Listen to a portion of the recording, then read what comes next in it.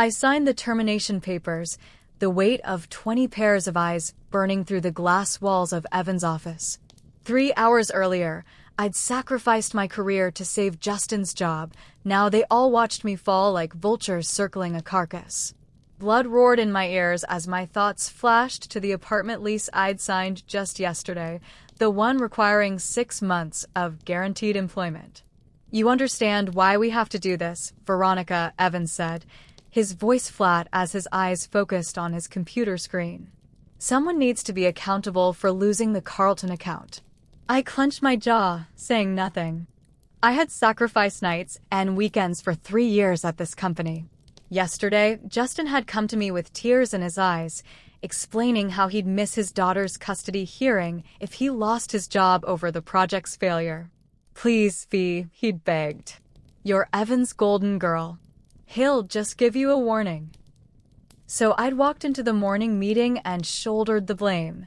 And now, instead of a warning, I was packing my desk into a cardboard box while my so-called friend Justin stood with the others, watching through the glass, his face a mask of manufactured sympathy.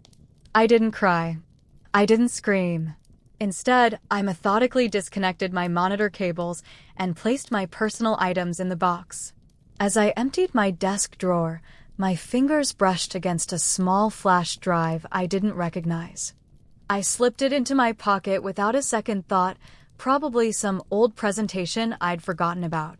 When I turned to leave, Melissa, my manager, blocked the doorway. "I'm sorry it came to this," she said, though her tight smile betrayed her. "You know how it is, our Miami office can't afford mistakes with clients like Carlton." "Of course," I replied coolly. "I understand completely." But I didn't understand. Not yet. I had only seen the beginning of their betrayal, and they had no idea what I would discover when I got home and plugged in that flash drive. My apartment felt emptier than usual that evening. I poured myself a glass of wine, the expensive Cabernet I'd been saving for my promotion, the one I'd been all but guaranteed last month. I plugged the mysterious flash drive into my laptop, expecting to find old work files. Instead, I found myself staring at dozens of presentation drafts and email exchanges about the Carlton project, none of which I had created or seen before. "What the hell?" I muttered, opening file after file. In one email thread, Justin had completely ignored Carlton's brand guidelines, despite their explicit instructions. In another, Melissa had directed him to just push it through without client approval on the campaign messaging. But the most damning was a presentation draft with tracked changes and comments in the margins. "Don't show this version to Veronica. She'll insist on following the client brief. Melissa, no worries. She's busy with the Johnson project anyway. We can present this on Thursday when she's at the dentist." "Justin," I nearly dropped my wine glass. The presentation I supposedly created, that lost the Carlton account, I'd never even seen it before today. Justin and Melissa had deliberately kept me out of the loop, then convinced me to take the fall when it inevitably failed. My phone buzzed with a text. It was Justin. "Hey V, really sorry about today. Let me know if there's anything I can do." I stared at his message, anger building inside me. 3 years of perfect performance reviews. 3 years of mentoring Justin, of covering for Melissa when she dropped the ball. 3 years of loyalty to a company and coworkers who had just orchestrated my professional execution. My fingers hovered over the keyboard, ready to expose them, but I stopped myself. Revealing what I knew now would only make me look vengeful and desperate. I needed a plan, something more strategic than an angry text message. I closed my laptop and took a deep breath. The irony wasn't lost on me. My immigration status was tied to my employment, and in 2 months, I'd need to either find a new sponsor or return to Brazil. My apartment lease was signed just yesterday, and now I was unemployed because I'd been too loyal to people who deserved none of it. My phone buzzed again. An email this time, from Laura in HR. "Veronica, I was surprised by today's events. If you'd like to discuss the circumstances of your termination, my door is open." Laura Santos, Director of Personnel, I smiled for the first time that day. Maybe I had an ally after all. Laura's office was tucked away in the corner of the 15th floor, far from the marketing department. I'd arrived at 7:30 a.m., using my still-active keycard to enter before most employees showed up. "Thank you for coming," Laura said, closing the door behind me. "I've been with this company for 12 years, and I've never seen someone with your record terminated so abruptly." I crossed my legs, keeping my expression neutral. It surprised me too. "Veronica," Laura leaned forward off the record, "did you actually mismanage the Carlton account?" I hesitated, choosing my words carefully. "Let's just say I've discovered information that contradicts the official narrative of what happened." Laura raised an eyebrow. "I suspected as much. Your performance reviews have been stellar. Evans has mentioned you for leadership development multiple times." "Had mentioned," I corrected. Past tense. "Perhaps," Laura said, sliding a folder across her desk. "But I thought you should know that Jefferson Media reached out to me this morning asking about you." I frowned, taking the folder. "Jefferson Media? Our competitor. Alex from IT called them. Apparently, you two had lunch last month, and he was upset about your termination." Inside the folder was a printed email from Jefferson Media's CEO requesting my contact information for a potential position. I looked up at Laura, confused. "Why are you showing me this?" Laura smiled. "Because I believe in karma, Veronica. And because Melissa has burned through 4 talented marketers in the past 2 years. You're just the latest casualty." I felt a surge of gratitude. "Thank you, Laura.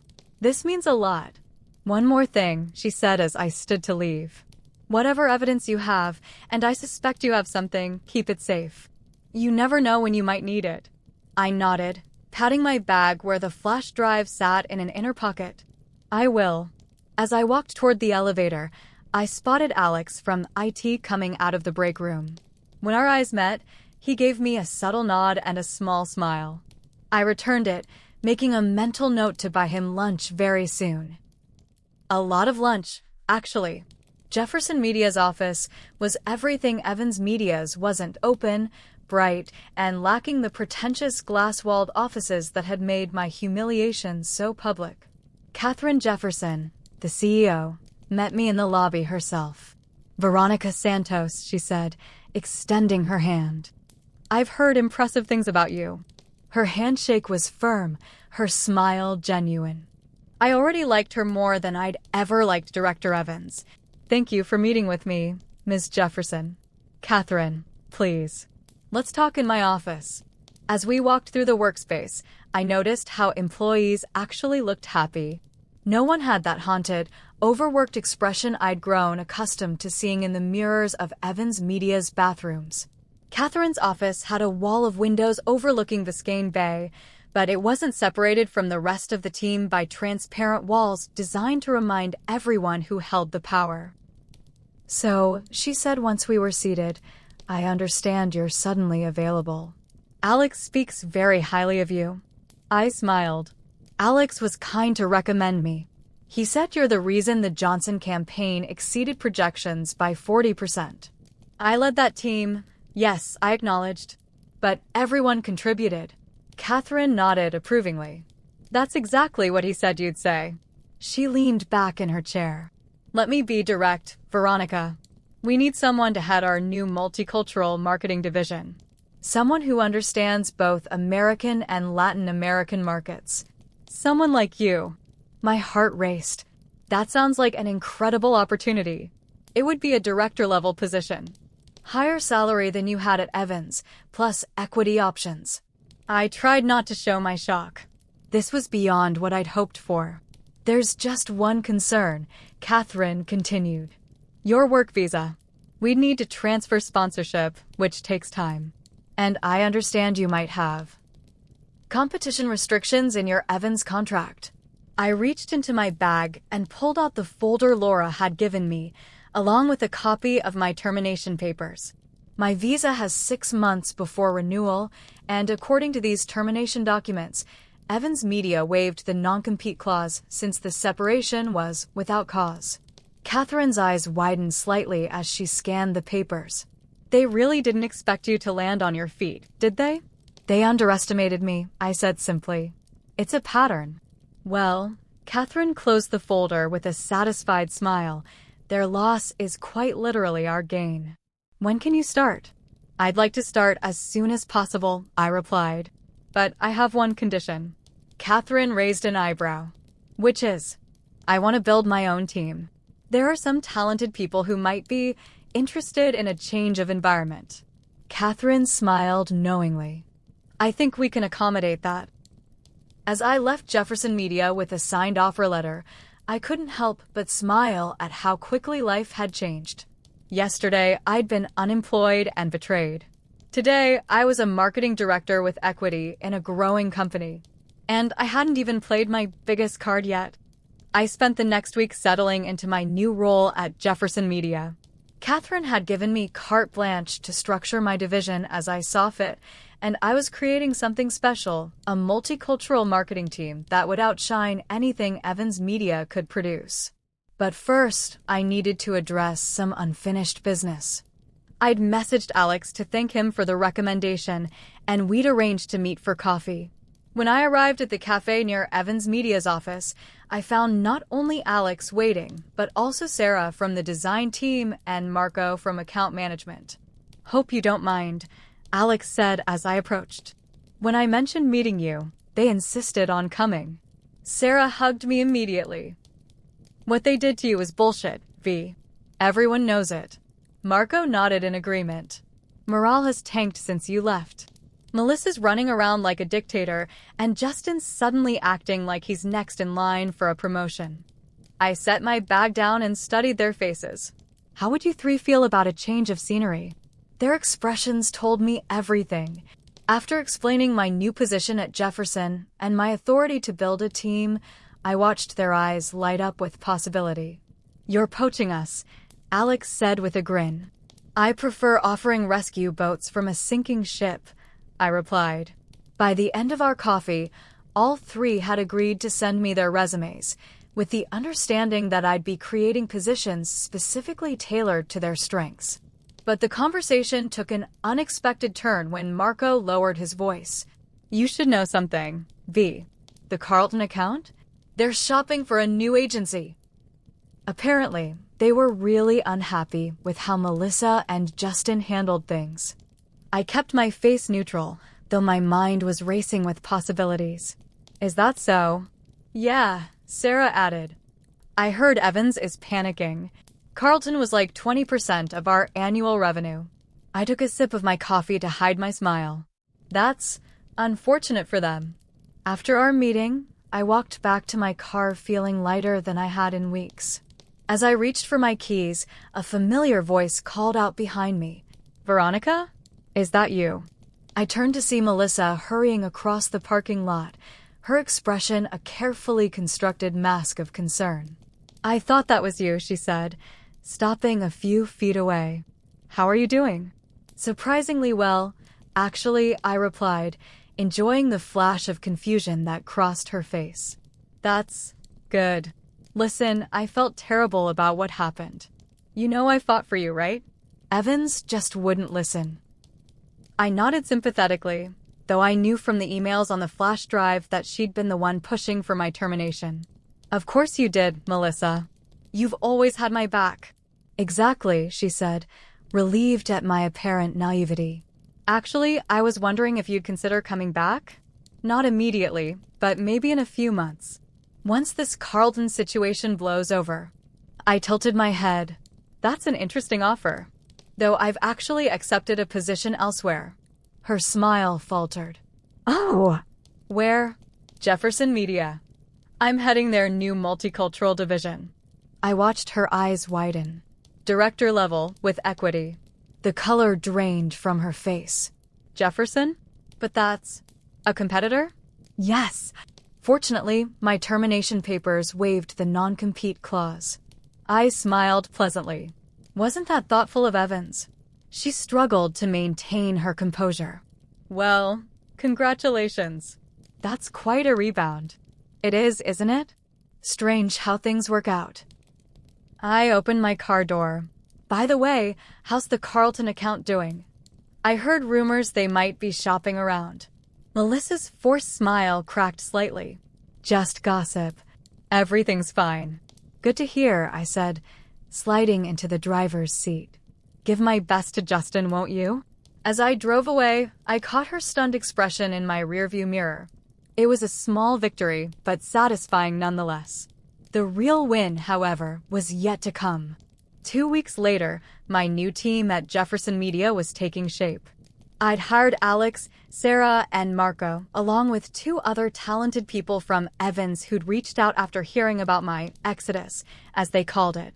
We were working out of a newly renovated space that Catherine had allocated specifically for the multicultural division. Veronica, Catherine called from her office doorway. Do you have a minute? I followed her in, noticing a familiar face already seated across from her desk. Mr. Carlton himself. CEO of Carlton Industries and former prize client of Evans Media.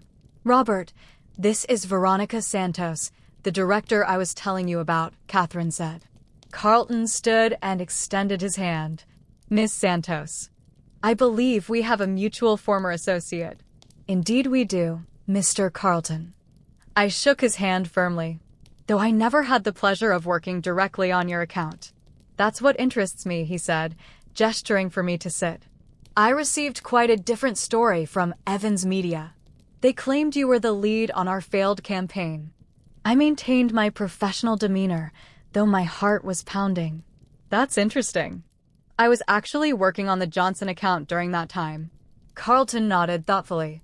That aligns with what my team suspected. The presentation we received didn't match the initial brief we'd discussed. When we raised concerns, they blamed an employee who apparently wasn't even involved. Catherine glanced at me, then back to Carlton. Robert came to us looking for a new agency. I told him about our new multicultural division and your background. Your experience with both American and Brazilian markets is exactly what we need for our South American expansion, Carlton explained. Catherine speaks highly of your work. I'd be honored to develop a strategy for Carlton Industries, I said sincerely. Excellent. Carlton smiled. I look forward to working with someone who values accountability. After he left, Catherine closed her office door and turned to me with an incredulous expression. Did Evans Media really throw you under the bus for a project you weren't even part of? I hesitated, then decided Catherine deserved the truth if we were going to work together. I pulled out the flash drive I'd kept secure since my termination. Would you like to see exactly what happened? 30 minutes later, after reviewing the emails and presentation drafts, Catherine shook her head in disbelief. This is beyond unprofessional. It's unethical. Hence my current employment status, I said with a wry smile. Well, Catherine leaned back in her chair. Karma works in mysterious ways. You've landed a better position, and now you've reclaimed the Carlton account.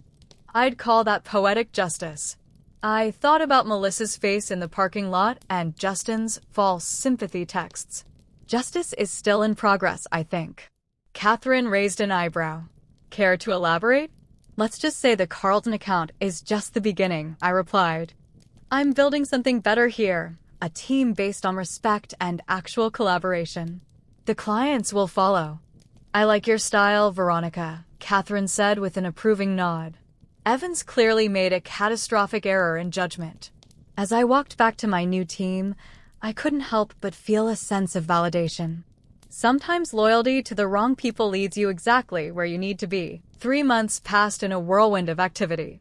My new division at Jefferson had secured not only the Carlton account, but 3 other major clients, 2 of whom had previously worked with Evans Media. Our revenue projections were exceeding expectations, and Catherine had already approved budget for 3 additional hires. On a Friday afternoon, I received an unexpected email that made me pause. Subject, coffee? From Laura Santos, former HR director, Evans Media. Veronica, I wanted to let you know I've left Evans Media. Perhaps we could meet for coffee sometime next week? I have some information you might find interesting. Laura, former HR director? That was new. I replied immediately, suggesting a time and place. When I met Laura the following Tuesday, she looked more relaxed than I'd ever seen her. "You're glowing," I observed as she sat down across from me. "Unemployment suits you." She laughed. "Not unemployed. I've accepted a position with Marston Consulting." But yes, leaving Evans has been like removing a boulder from my chest. "What happened?" Laura took a sip of her coffee. "After you left, things started unraveling quickly. The Carlton account wasn't the only one that jumped ship. Then the workplace satisfaction survey results came in worst scores in company history, particularly in the marketing department." I tried not to look too pleased. "That's unfortunate." Evans finally started asking questions, especially when he heard about your new position at Jefferson. He discovered some discrepancies in how your termination was handled. "Discrepancies?" I echoed innocently. Laura's eyes twinkled knowingly. "Let's just say Melissa's version of events didn't hold up under scrutiny. Especially after Alex from IT recovered some conveniently deleted emails about the Carlton project." My eyes widened. "Alex recovered those before he left?" "He might have mentioned the existence of certain evidence during his exit interview," Laura said with a small smile. "Purely hypothetically, of course." I shook my head in amazement. "And Melissa?" "Fired last week. Justin too." Evans discovered they'd been systematically taking credit for other people's work and shifting blame for their mistakes. "Your termination was just the most egregious example." I sat back, absorbing this information. "Wow, there's more," Laura continued. "Evans asked me to reach out to you. He wants to discuss making things right, including a formal apology and possibly even compensation for wrongful termination." I almost choked on my coffee. "Seriously?" "The company's struggling. Losing you and your team has hit them hard. Evans is desperate to repair the damage." I considered this for a moment. "What did you tell him?" "That I'd pass along the message, but that you seemed quite happy in your new position." Laura smiled. "Was I wrong?" "Not at all," I replied. "I've built something special at Jefferson. Something honest." "That's what I thought," Laura nodded approvingly. "Though the offer for compensation might still be worth pursuing." "I'll think about it," I promised. As we parted ways, Laura handed me a small envelope. "One last thing. I thought you should have this." Inside was a USB drive labeled Melissa's emails, complete archive, and a note that simply read, "For your records. Justice isn't always automatic." I smiled, tucking it into my purse. "Thank you, Laura, for everything." 6 months after my termination from Evans Media, I stood in Jefferson Media's conference room, presenting our quarterly results to the executive team. The multicultural division had exceeded targets by 78%, bringing in 5 major new clients and establishing Jefferson as a leader in international marketing. In conclusion, I said, gesturing to the final slide, "We're projecting continued growth of at least 40% in the coming quarter, with potential expansion into the Canadian market by year's end." The applause was immediate and enthusiastic. Catherine stood, beaming with pride. "Veronica has transformed our approach to multicultural marketing in just 6 months. This division has become our fastest-growing revenue stream." After the meeting, Catherine pulled me aside. "I have news. Evans Media reached out yesterday." My stomach tightened. What did they want? "To discuss a potential acquisition," she said with a small smile. "They're struggling to stay afloat and looking for a buyout." I couldn't hide my shock. "You're considering it?" "Their client list still has value, and their Miami office location would give us the expanded space we need." She studied my reaction carefully. "How would you feel about that?" I took a moment to consider. "Honestly, it would be ironic, but I could work with it, as long as certain personnel decisions were within my purview." Catherine nodded. "I thought you might say that." "If we move forward, the multicultural division would absorb their remaining marketing department. You'd have final say on staffing." "Then I support whatever decision makes the most business sense," I said diplomatically. Later that afternoon, as I sat in my office reviewing campaign proposals, my phone buzzed with a text from an unknown number. Veronica, it's Justin. Heard rumors about Jefferson acquiring Evans. We should talk. I always valued our friendship. I stared at the message, remembering how quickly he'd watched me pack my belongings through those glass walls, how he'd stood silently by while Melissa dismantled my career, how he'd texted his insincere sympathy afterward. I typed a response. Thank you for reaching out, Justin. All hiring decisions will be going through our formal HR process. Feel free to submit your resume online. I set my phone down and turned back to my work, a small smile playing on my lips. Sometimes loyalty comes back to you, but only when you've given it to the right people. 1 year to the day after my termination from Evans Media, I stood in what had once been Director Evans' office, now my expanded workspace, following Jefferson's acquisition of the struggling agency. The glass walls had been removed in favor of a more collaborative open plan, with my office serving as a meeting space rather than a symbol of hierarchy. Marco knocked on my open door. They're all here, V. I nodded, taking a deep breath. Let's do this. In the main conference room, formerly Evans' showcase space for impressing clients, sat the combined teams from Jefferson and the former Evans Media. Some faces were familiar, some new, all watching me expectantly. Thank you all for coming, I began. Today marks both an ending and a beginning. The official completion of Jefferson's acquisition of Evans Media and the launch of our expanded multicultural marketing division. I moved through my presentation smoothly, outlining our vision, our structure, and our goals. I introduced the leadership team, Alex heading technology, Sarah leading design, Marco managing accounts, and 3 talented individuals from the former Evans team who had proven their value during the transition. Finally, I said, reaching the last slide, I want to address something important. Many of you know that I once worked at Evans Media. What some of you may not know is how that employment ended. A hush fell over the room. Even Catherine, sitting in the back, leaned forward slightly. I was terminated after taking responsibility for a project failure that wasn't mine. I was betrayed by people I trusted and had supported. I paused, looking around the room. I'm sharing this not to dwell on the past, but because it shaped the leadership principles I bring to this division. I clicked to the final slide, which read simply, loyalty, integrity, recognition. In this division, loyalty goes both ways. I will have your back if you have your colleagues' backs. Integrity means owning both your successes and your mistakes. And recognition ensures that credit goes to those who've earned it, always. I caught Alex's eye, and he gave me a subtle nod of approval. 1 year ago, I sat in my apartment with a termination letter and an uncertain future. Today, we're building something exceptional together. That transformation wasn't just about professional revenge, though I won't deny there's some satisfaction there. A ripple of knowing laughter moved through the room. It was about creating a workplace where talent is recognized, where collaboration is genuine, and where loyalty is rewarded rather than exploited.